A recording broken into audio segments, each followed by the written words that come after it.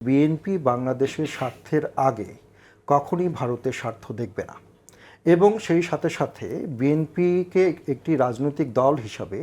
বাংলাদেশের সবচেয়ে বড় এবং সবচেয়ে বেশি সংখ্যক সমর্থন পাওয়া দল হিসাবে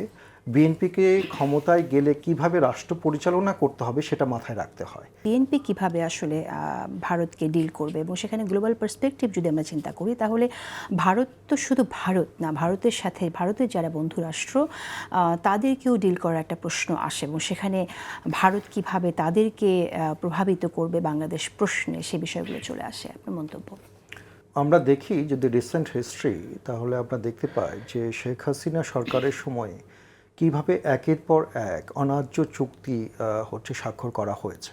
এবং এই চুক্তিগুলোতে সবসময় বাংলাদেশের স্বার্থহানি করা হয়েছে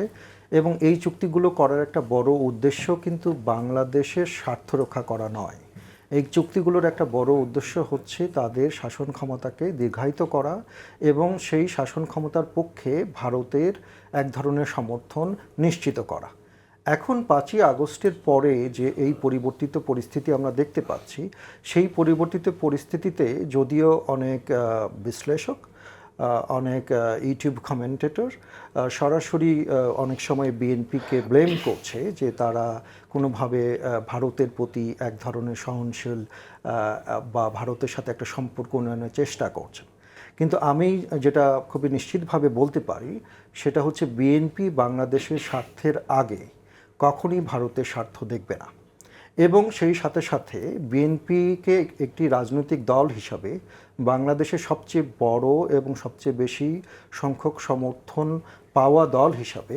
বিএনপিকে ক্ষমতায় গেলে কিভাবে রাষ্ট্র পরিচালনা করতে হবে সেটা মাথায় রাখতে হয়। এখন একটা বিষয় হচ্ছে রাজনৈতিক দল তার দেশকে পরিচালনা করার জন্য প্রতিবেশী দেশের সাথে সম্পর্ক কেমন হবে সেটা মাথায় রেখে কথা বলা, আর একটা হচ্ছে যখন আপনার রেসপন্সিবিলিটি থাকে না কিন্তু আপনার আবেগ থাকে, আপনি একটা দেশকে নিয়ে তার বিরুদ্ধে অনেক কিছুই বলতে পারেন, যে কারণে হয়তো বিএনপির অনেক ক্ষেত্রে বক্তব্যটা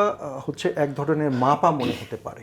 কিন্তু আপনারা যদি বিএনপির কর্মকাণ্ড দেখেন তাহলে তিস্তার এই যে বিরুদ্ধে আমরা দেখি যে সবচেয়ে বড় আন্দোলনটা কিন্তু বিএনপি করেছে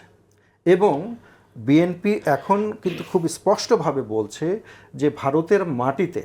যে শেখ হাসিনা রয়েছে এবং আওয়ামী লীগের যত নেতাকর্মী রয়েছেন যারা বাংলাদেশে এই গণহত্যার সাথে যুক্ত, গুম খুনের সাথে যুক্ত, নানা ধরনের দুর্নীতির সাথে যুক্ত, বিএনপি ক্ষমতায় আসলে এদের প্রত্যেককে বাংলাদেশে ফেরত নিয়ে এসে তাদেরকে বিচারের মুখোমুখি করা।